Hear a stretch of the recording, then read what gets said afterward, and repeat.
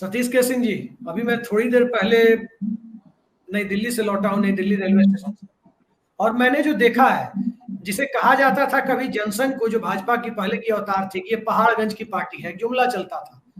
आज मैं पहाड़गंज से ही आ रहा हूँ और मुझे लगता है कि पूरे दिल्ली एनसीआर में पहाड़गंज से ज्यादा इंक्रोचमेंट कहीं नहीं होगा। लेकिन फिर बुलडोजर वहां क्यों नहीं चलता है? बुलडोजर चलाने के लिए एक अल्पसंख्यक बहुल इलाका, सांप्रदायिकता का नैरेटिव सेट करने की कोशिश क्यों हो रही है बुलडोजर के सहारे?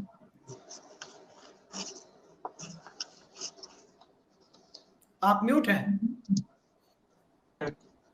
क्यों, क्या हो रही है? हो रही है आजकल। अब आपको एक जो पुराना जुमला है वो बदलना पड़ेगा, जिसकी लाठी उसकी भैंस नहीं, जिसका बुलडोजर उसका भैंस। तो पहली बात तो ये है। दूसरी बात ये है कि अगर बुलडोजर तो चलता आप है कहना चाहते हैं कि तो बुलडोजर आप के साथ भैंस ही हो उसके सकता है, ऊपर, बुलडोजर के साथ समझदार आदमी नहीं हो सकता? आप ये कहना चाहते हैं कि बुलडोजर मैं के क्या कह साथ रहा हूँ, भैंस ही हो जिसका सकती है, बुलडोजर, समझदार आदमी नहीं? नहीं, मुझे वो आपकी ऑब्जेक्शन समझ है। में मैं कह रहा हूँ कि सर ने जिसका बिल्कुल सही बुलडोजर कहा। उसका सर ने भैंस। बिल्कुल सही कहा, लेकिन आपने भैंस को बेअक्ल बता के भैंस का अपमान किया है। हमारे नेता उससे भी गए गुजरे हो गए हैं। जो सर अच्छा ने कहा वो चलिए, मैं परफेक्ट ये बैठता है, कह रहा जिसका हूँ, बुलडोजर उसकी भैंस। मैं ये कह रहा हूँ, देखिए अभिषेक जी, अब आप जिसका कानून का, जिसके पास है कानूनी रूप से, तो आप बुलडोजर पर कोई सवाल ही नहीं खड़ा कर सकते। कानूनी रूप से नहीं आप खड़ा कर सकते। अतिक्रमण है और बहुत ज्यादा अतिक्रमण है, एनक्रोचमेंट जगह जगह है, घर घर में। तो उसमें तो अगर आप कोई गैर कानूनी किसी ने निर्माण किया है तो उसको हटाने पर तो आप कोई सवाल ही नहीं कर सकते। आप तो सुप्रीम कोर्ट ने भी कहा कि भैया आप चले जाइए, हाई कोर्ट में चले जाइए। आज तो वृंदा करात को, जो सीपीएम की नेता है, उनको भी हमको लगता है फटकार लग गई।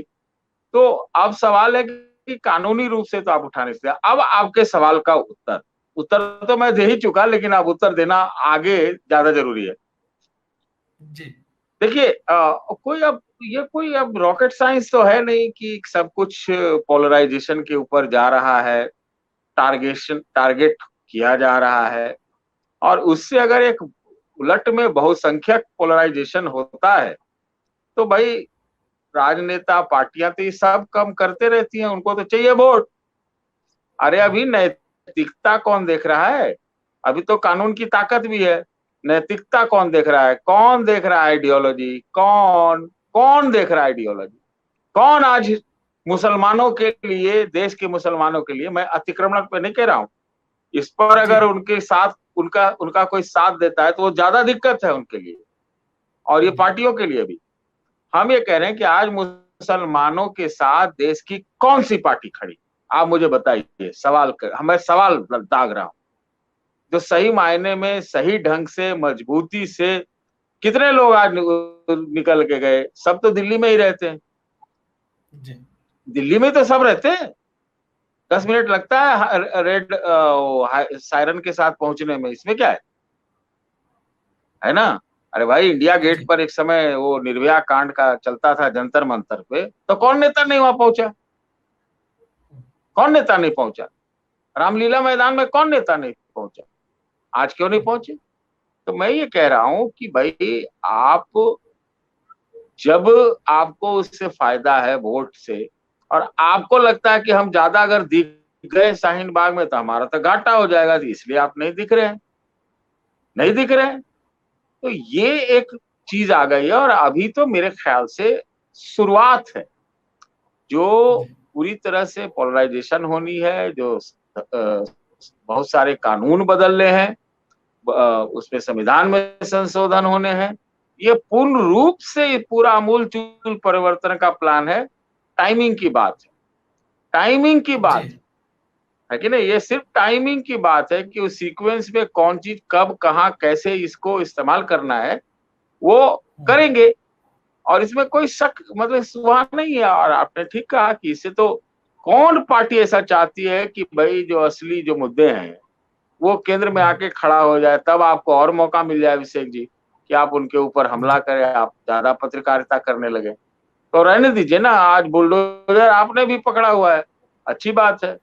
तो बुलडोजर से आपके मुद्दे बुलडोज हो रहे हैं। बुलडोजर के पीछे की मानसिकता पकड़ी है, मैंने बुलडोजर नहीं पकड़ा है, बुलडोजर के पीछे की मानसिकता पकड़ी है कि ये किस मानसिकता के साथ बुलडोजर चलाने की कोशिश हो रही है। निकल तो रही है बुलडोजर से ना। आप इधर से पकड़े, चाहे लंबा करके पकड़े, चाहे इधर से पकड़े, चाहे उधर से पकड़े, पकड़ना तो आपको पड़ ही रहा है ना बुलडोजर। आप बुलडोजर की मानसिकता पकड़े, बुलडोजर का कानून पकड़े, बुलडोजर के खिलाफ और पक्ष वाले पकड़े, पकड़ तो रहे। केंद्र बिंदु में तो बुलडोजर ही है। चाहे वो किसी धर्म विशेष के बारे में आप बात कर रहे हो, चाहे राजनीतिक दलों की उपेक्षा की बात कर रहे हो, चाहे आप जो कुछ भी बात कर रहे हो, केंद्र बिंदु में तो बुलडोजर है। आप भले आपने अपने शीर्षक में महंगाई, बेरोजगारी वगैरह लिखा हुआ है, तो आप उससे जन जागरण भी कर लेंगे, लेकिन केंद्र बिंदु में आज तो मुझे एक नेता ने कहा, आज की बात बता रहा, कि लोग देश में ना बहुत लोग जो है अफीम खा रखे,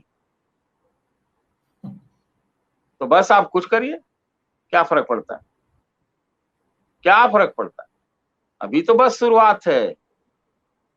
कहते थे ना पहले के अयोध्या तो झांकी है, फलाना काशी मथुरा बाकी है। तो ठीक है, सब साथ चलेगा, बुलडोजर भी चलेगा, हिंदू राष्ट्र भी चलेगा, सारा सब कुछ एक साथ 1 by 1 इधर से उधर, कभी ये कभी वो कभी वो कभी ये चलेगा। बाकी आपका जो महंगाई रोजगार वाला जो मुद्दा है वो बुलडोज होता रहेगा। मुस्लिम तुष्टीकरण या अल्पसंख्यक तुष्टीकरण, इस शब्द का जिक्र लंबे समय से इस देश की राजनीति में खास विचारधारा के लोग कर रहे थे। क्या आपको नहीं लगता कि आज की सियासत में बहुसंख्यक तुष्टीकरण, और बहुत साफ साफ कहें अगर थोड़ा निचले स्तर पर जाकर लोकल लैंग्वेज में, तो हिंदू तुष्टीकरण की जो कोशिश हो रही है, क्या आपको नहीं लगता कि ये तालिबानीकरण, भारत के बहुसंख्यक समाज के तालिबानीकरण की प्रक्रिया की शुरुआत है, औपचारिक शुरुआत? देखिए, मैं इन शब्द ऐसे तो नहीं बोल पाऊंगा, लेकिन मैं कह सकता हूं कि बहुसंख्यक तुष्टीकरण अपने चरम सीमा पर है, और ये चरम सीमा कोई अंतिम सीमा नहीं। ये धर्म का बात है ही नहीं, ये धर्म का बात है ही नहीं। ये देखिए, धार्मिक अनुष्ठान और कांड और शास्त्र और अतीत की ये बात ही नहीं रहेगी। ये सीधा सीधा हिंदू आइडेंटिटी की बात आ रही है। हिंदुत्व मतलब हिंदुओं की पहचान, हिंदुओं का राज, हिंदुओं का देश, हिंदुओं का जो रीति रिवाज और हिंदुओं का धर्म भी। तो ये उस सारा मकसद है, और उस ओर हम बढ़ रहे हैं।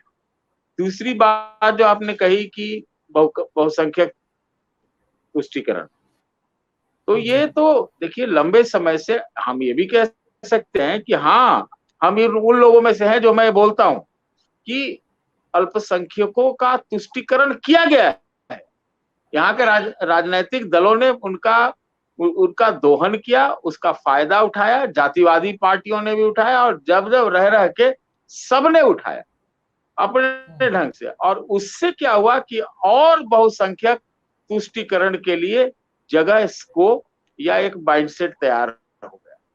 तो आज तो आप एक बात, आप लोग जो भी कहिए, चाहे आप व्हाट्सएप यूनिवर्सिटी को जिम्मेवार ठहराइए या भाजपा को ठहराइए, आरएसएस को ठहराइए, लेकिन सच्चाई ये एक है कि लोगों के नसों में ये घुस गया है।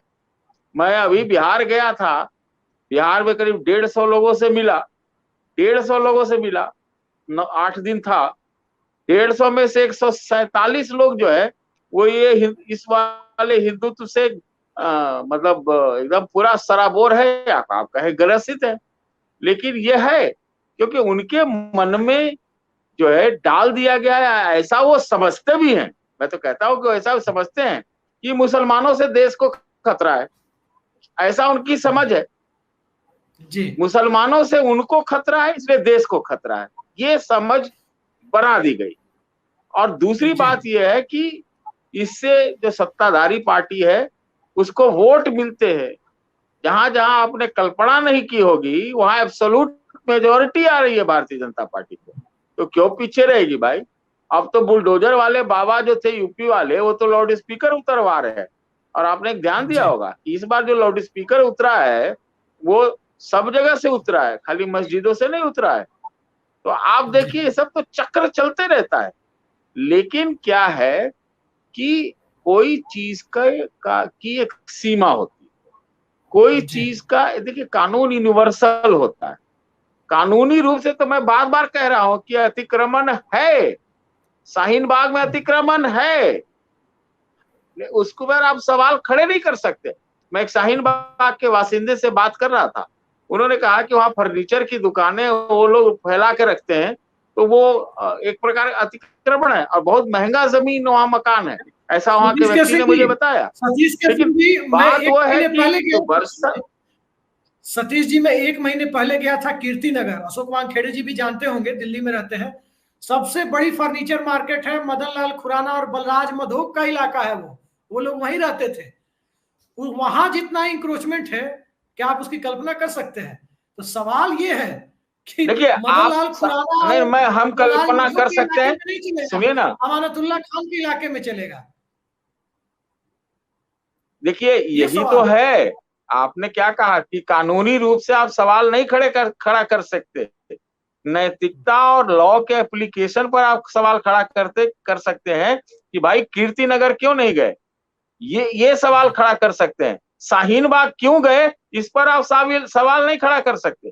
कीर्ति नगर नहीं गए तो सीधी सी बात है, वहां कैसे जाएंगे, वहां कैसे जाएंगे? वहां अगर चले जाएंगे तो उनको फिर तो दिक्कत हो जाएगी, तब तो उनको फिर शाहीन बाग नहीं जाना पड़ेगा। आप बात समझिए, जिसको आप बहुसंख्यक तुष्टिकरण कह रहे हैं, तो यही तो है कि भाई, जो मैंने आपसे कहा तो कि हिंदुत्व में ये क्या है, एक खास वर्ग, खास धर्म के अनुयायियों का एक डर है, और जिसको बल मिला पहले के तुष्टिकरण से जो बाकी दलों ने किया। क्या कांग्रेस के जमाने में तुर्कमान गेट की घटना नहीं हुई थी? क्या उस समय नसबंदी का कार्यक्रम नहीं चला था? लेकिन क्या हो गया उसका आगे, क्या हुआ क्या उस पर, उसके बाद क्या हुआ? या आप देखिए तो अब ये उसके एक पूरा ही सरकार आई है, जो एक सोच आई है कि भाई ये खतरा है, तो जहां जहां खतरा है, या जहां जहां मन चढ़े हुए बढ़े हुए हैं, या जो भी हैं, उनकी सोच में मैं बार बार कह रहा हूं, वहां पर थोड़ा बुलडोज कर दिया जाए, ये चल रहा है। तो ये मत कहिए कि कीर्ति नगर में अतिक्रमण है, तो हो सकता है कि अभी तो ये है कि अतिक्रमण और बढ़ जाए, लेकिन होगा वहां कुछ नहीं जी। अगर वहां अगर हो जाएगा तो फिर आप ये कहेंगे ना कि एक जो दिग्विजय सिंह का फेमस कोट है ना कि श्री ओसामा बिन लादेन या कुछ, उन्होंने कुछ श्री शब्द या कुछ कह दिया था, है कि नहीं? उस तरह की बात हो जाएगी, उस तरह की बात हो जाएगी, इनके ऊपर आरोप लग जाएगा कि ये तो हिंदुओं के खिलाफ कुछ कर रहे हैं।